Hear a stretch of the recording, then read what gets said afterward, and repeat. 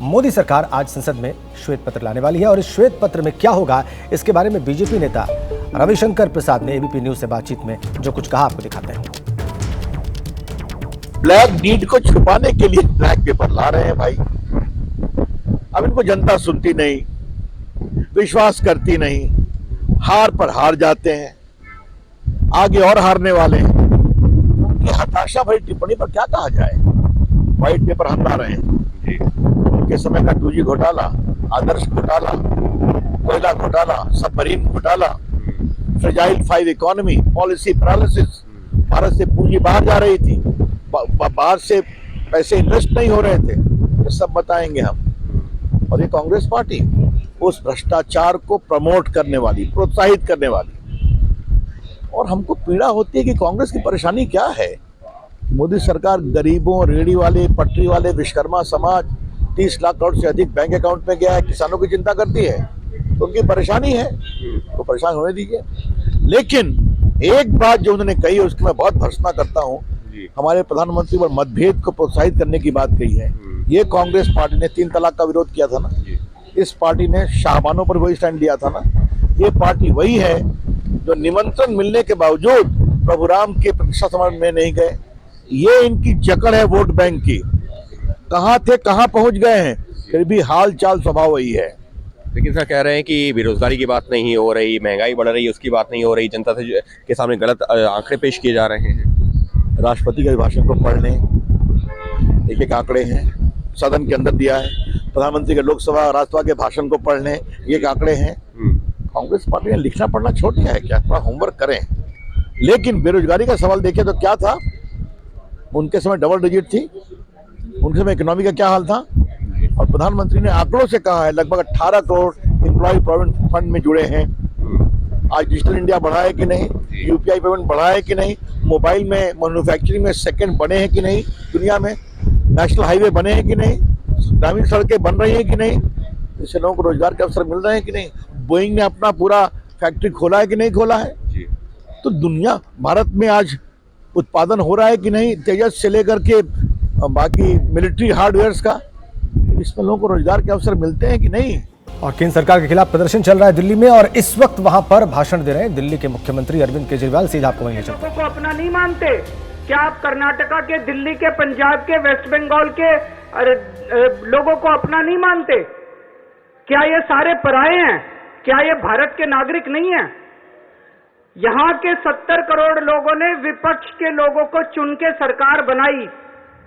संविधान के अंदर लिखा है कि इन सरकारों की क्या पावर है। शिक्षा की पावर राज्य सरकारों की, स्वास्थ्य की पावर राज्य सरकारों के, संविधान के अंदर लिखा है कि क्या क्या पावर है। आप हमें अपना काम ही नहीं करने देते। सारी विपक्ष की सरकारों को तरह तरह से प्रताड़ित करने के लिए आज केंद्र सरकार सारे हथकंडे अपना रही है। मोटे मोटे तौर पे देखें तो 3 तरह से केंद्र सरकार विपक्ष की सरकारों को तंग कर रही है। सबसे पहला, केंद्र सरकार जायज फंड, जो हक है राज्यों का, वो फंड नहीं दे रही है। दूसरा तरीका, गवर्नर के और लेफ्टिनेंट गवर्नर के जरिए रोज काम में टांग अड़ाती है, हर काम में टांग अड़ाती है। और तीसरा तरीका, एजेंसीज को छोड़ के जिसको मर्जी पकड़ के जेल में डाले जा रहे हैं, जिसको मर्जी पकड़ के जेल में डाले जा रहे हैं। और इसी बीच में हमें किसानों के मार्च की ताज़ा तस्वीरें मिल रही हैं नोएडा से, वो भी हम आपकी स्क्रीन पर रख रहे हैं। ये देखिए, नोएडा से मार्च करते हुए दिल्ली की ओर कूच कर रहे हैं किसान। बहुत दिनों से यहाँ पर प्रदर्शन कर रहे थे मुआवजा और नौकरी की मांग को लेकर किसान, और अब ये मार्च करते हुए, और ये तस्वीरें लाइव नोएडा से, किसान अपना प्रदर्शन करते हुए। नोएडा में उनका प्रदर्शन कई दिनों से चल रहा था, अथॉरिटी के बाहर भी उन्होंने प्रदर्शन किया, आज दिल्ली कूच कर रहे हैं। और उनकी 2 प्रमुख मांगे हैं, मुआवजा और नौकरी। इसके अलावा भी मांगे हैं उनकी, लेकिन ये 2 बड़ी मांगे हैं। और इसको लेकर देखिए, उनके घर की महिलाएं भी इस वक्त इस मार्च में शामिल हैं। और ये मार्च नोएडा से दिल्ली की ओर। तो किसानों के इस मार्च की तस्वीरों को आप इस वक्त लाइव देख रहे हैं। नोएडा में कई दिनों से यह प्रदर्शन चल रहा था। लाइव फुटेज, एक और केरल सरकार का विरोध प्रदर्शन जिसकी तस्वीरें भी आपने देखी, उसमें भाषण जो दिया जा रहा था दिल्ली के मुख्यमंत्री के द्वारा वो आपने सुना। और ये किसानों का मार्च नोएडा से दिल्ली की ओर। मुआवजा और नौकरी इनकी प्रमुख और बड़ी मांगे। दो बड़ी मांगे हैं, मुआवजा और नौकरी। जो इनकी जमीनें एक्वायर की गई उसका ठीक मुआवजा मिले, इसको लेकर लगातार प्रदर्शन रहा इनका। नोएडा अथॉरिटी के बाहर जो नौकरी का वादा किया गया था उसको लेकर प्रदर्शन रहा और अब ये दिल्ली कूच कर रहे हैं। दूसरी ओर देखिए आप, जाम के जो हालात हैं दिल्ली में, वो भी हमने तस्वीर आपकी स्क्रीन पर रख दी है। इनका आरोप है कि नौकरी देने का वादा पूरा नहीं किया गया। नोएडा अथॉरिटी ने 10% प्लॉट वापस ले लिए इनसे। अंसल बिल्डर ने किसानों को मुआवजा नहीं दिया, तो अंसल बिल्डर पर भी एक विशेष आरोप है इन किसानों का। एनटीपीसी के मुआवजे में एक नीति नहीं है। एनटीपीसी जो मुआवजा इनकी जमीनों को एक्वायर करने के बाद दे रही थी, उसमें कोई एक पॉलिसी नहीं है। यह भी इनका आरोप है किसानों का। महिलाएं भी इस प्रदर्शन में बड़ी संख्या में शामिल हैं, वो भी आप देख पा रहे हैं। किसानों का प्रदर्शन नोएडा में, और ये मार्च करते हुए दिल्ली जा रहे हैं अपनी मांगों को लेकर। बिल्डर्स की मनमानी के खिलाफ कई हफ्तों से इन्होंने धरना दिया नोएडा अथॉरिटी पर, और अब ये दिल्ली कूच कर रहे हैं। अंकित कौशिक हमारे संवाददाता नोएडा से हमारे साथ जुड़ चुके हैं। वैसे तो अंकित, हम तस्वीरें देख रहे हैं, लेकिन ये मार्च कहां तक पहुंचा और क्या आपकी बात हो पाई इन किसानों से? जी देखे आपको पता, इस वक्त हम मौके पर ही मौजूद है। किसानों ने जो नोएडा एक्सप्रेसवे है वहां से चलते हुए बकायदा चिल्ला बॉर्डर की तरफ किसान करने की तैयारी कर रहे हैं। वहीं दूसरा पुलिस लगातार उन्हें रोकने का प्रयास कर रही है। अभी बात करें तो फिलहाल नोएडा एक्सप्रेसवे पे एक काफी तादाद में किसान आ चुके हैं और अंदाजा लगाया जा रहा है किसान अभी और भी आने बाकी हैं। तो जो किसान हैं वो लगातार मुशक्कत करने में लगे हैं कि वह किसी तरीके से जो चिल्ला बॉर्डर है वहां तक पहुंच सके और दिल्ली तक कूच कर सके। वहीं नोएडा पुलिस उनको रोकने की जिद्दोजहद में लगे थे। कि वहीं आपको बता दें, किसानों के साथ काफी महिला भी शामिल है जो लगातार जो है नोएडा एक्सप्रेसवे पे चलते हुए दिल्ली की तरफ कूच कर रहे हैं। वहीं दूसरा बात करें, इसी के चलते कहीं ना कहीं आज सुबह से ही जो ट्रैफिक व्यवस्था है वो जो है फेल होती नजर आती है। आपको बता दें, लगभग कई ऐसी जगह है जहाँ पे 4 से 5 किलोमीटर लंबा जाम लगा और जो आम जनमानस है कहीं ना कहीं काफी परेशान है। वहीं अभी की बात करी जाए तो फिलहाल जो नोएडा एक्सप्रेसवे पर किसान जो है एक के बाद एक पहुंचना शुरू हो चुका है। वहीं लगातार दिल्ली तक कूच कर रहे हैं। वहीं दूसरा पुलिस उनको रोकने का काम करे। वहीं बात ये करी जाए तो जो आला अधिकारी है वो भी कहीं ना कहीं जो दिल्ली जिला बॉर्डर है वहां पर भी आला अधिकारी पहले से मौजूद है। उनकी नजरें बनी हुई है कि किसी तरीके से किसान गाड़ियों में बैठकर बकायदा बैरिकेडिंग क्रॉस करके दिल्ली कूच ना कर पाए। तो ये ठीक है।